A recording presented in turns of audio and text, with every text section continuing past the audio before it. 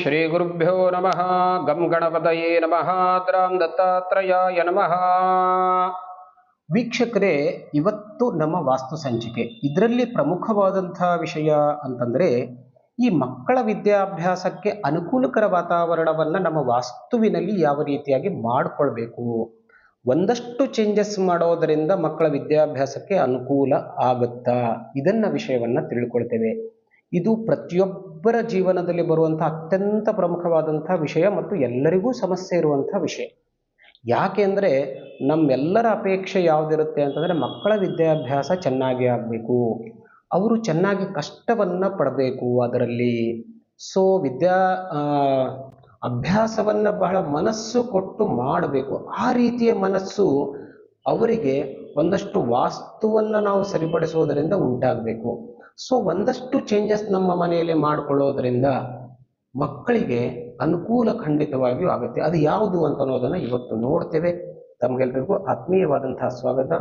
ವೀಕ್ಷಕರೇ, ಒಂದು ವೇಳೆ ನಮ್ಮ ಚಾನಲನ್ನು ಹೊಸದಾಗಿದ್ದರೆ ತಪ್ಪದೇ ಸಬ್ಸ್ಕ್ರೈಬ್ ಮಾಡಿ, ಬೆಲ್ ಐಕಾನನ್ನು ಪ್ರೆಸ್ ಮಾಡಿ. ಅನೇಕ ವಿಷಯವನ್ನು ನೀವು ನಮ್ಮ ಚಾನಲಲ್ಲಿ ನೋಡಲಿಕ್ಕೆ ಸಾಧ್ಯತೆ ಇದೆ.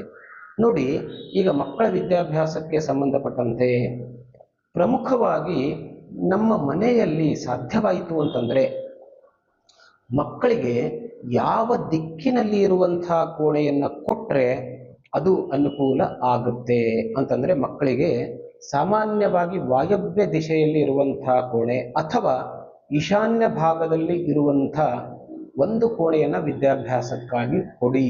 ಆ ಭಾಗದಲ್ಲಿ ಮಕ್ಕಳಿಗೆ ತುಂಬ ಒಂದು ಪಾಸಿಟಿವ್ ಎನರ್ಜಿ ಓದಲಿಕ್ಕೆ ಸಿಗುತ್ತೆ. ಆಗ್ನೇಯ ಭಾಗದಲ್ಲಿ ಖಂಡಿತವಾಗಿಯೂ ಕೊಡಬೇಡಿ. ಅಲ್ಲಿ ಮಕ್ಕಳು ವಿದ್ಯಾಭ್ಯಾಸವನ್ನು ಖಂಡಿತವಾಗಿಯೂ ಚೆನ್ನಾಗಿ ಮಾಡೋದಿಲ್ಲ. ಇದು ಮೊದಲನೇ ವಿಷಯ. ಮನೆಯನ್ನು, ಆ ಭಾಗವನ್ನು, ವಿಶೇಷವಾಗಿ ಮಕ್ಕಳು ಓದುವಂಥ ಕೋಣೆಯನ್ನು ಸಾಕಷ್ಟು ಸ್ವಚ್ಛವಾಗಿಡಿ. ಆಮೇಲೆ ಅದರಲ್ಲೂ ವಿಶೇಷವಾಗಿ ಈಶಾನ್ಯದ ಕೋಣೆ ಇತ್ತು ಅಂತಂದರೆ ಹಗುರವಾಗಿಡಿ. ಅಂದರೆ ಅಲ್ಲಿ ಅನಾವಶ್ಯಕ ಸಾಮಾನುಗಳನ್ನು ಒಂದು ಸ್ವಲ್ಪವೂ ಕೂಡ ಇಡಬೇಡಿ. ಮಕ್ಕಳಿಗೆ ಎಷ್ಟು ಬೇಕೋ ಅಷ್ಟೇ ವಸ್ತುವನ್ನು ಮಾತ್ರ ಇಡಿ. ಅದರ ಜೊತೆಗೆ ಇಲ್ಲಿ ನೋಡಿ, ಎರಡನೇ ವಿಷಯವನ್ನು ಹೇಳ್ತೇನೆ. ಆ ಒಂದು ರೂಮ್ನಲ್ಲಿ ಹಸಿರು ಅಥವಾ ಹಳದಿ ಬಟ್ಟೆಗಳನ್ನು ಉಪಯೋಗಿಸಿ. ಯಾಕೆಂದರೆ ಹಸಿರು ಬುಧನನ್ನು ಸೂಚಿಸುತ್ತೆ, ಹಳದಿ ಗುರುಗ್ರಹವನ್ನು ಸೂಚಿಸುತ್ತೆ.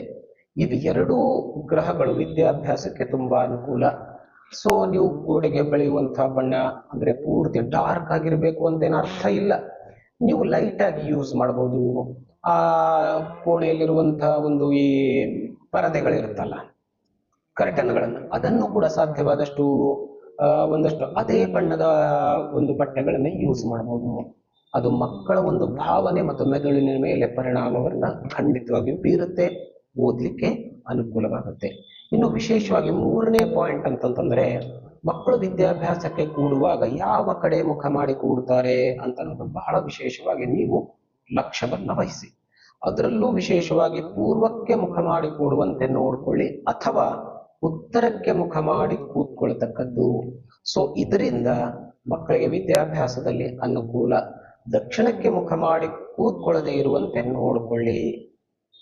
ಆ ದಿಕ್ಕಿನಲ್ಲಿ ಕೂತ್ಕೊಂಡು ಮಕ್ಕಳು ವಿದ್ಯಾಭ್ಯಾಸವನ್ನ ಮಾಡಿದಂಥ ವಿದ್ಯಾಭ್ಯಾಸವನ್ನ ಮರೆತು ಹೋಗುವಂತಹ ಸಾಧ್ಯತೆ ಜಾಸ್ತಿಯಾಗಿ ಇರುತ್ತೆ. ಇದು ಮೂರನೇ ಒಂದು ಪಾಯಿಂಟ್.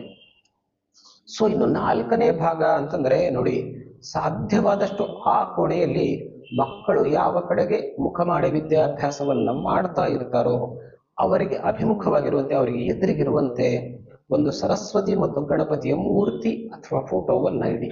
ಸಹಜವಾಗಿ ಆ ದೃಷ್ಟಿ ಆ ಒಂದು ಫೋಟೋ ಅಥವಾ ಮೂರ್ತಿ ಮೇಲೆ ಬೀಳಬೇಕು. ಆ ರೀತಿಯಾಗಿ ಮಾಡ್ಕೊಳ್ಳಿ. ಸಾಧ್ಯವಾಯಿತು ಅಂತಂದ್ರೆ ಮನೆಯಲ್ಲಿದ್ದವರು ಪ್ರತಿನಿತ್ಯ ಅವರ ರೂಮ್ನಲ್ಲಿ ಆ ಸರಸ್ವತಿ ಮತ್ತು ಗಣಪತಿಯ ವಿಗ್ರಹಕ್ಕೆ ಒಂದಷ್ಟು ಪೂಜಾದಿಗಳನ್ನ ಮಾಡಿಕೊಂಡು ಒಂದು ಒಳ್ಳೆಯ ಹೂವನ್ನ ಏರಿಸಲಿಕ್ಕೆ ಪ್ರಯತ್ನವನ್ನ ಮಾಡಿ. ಮಕ್ಕಳೇ ಮಾಡಿದ್ರೆ ತುಂಬಾ ಒಳ್ಳೆಯದು.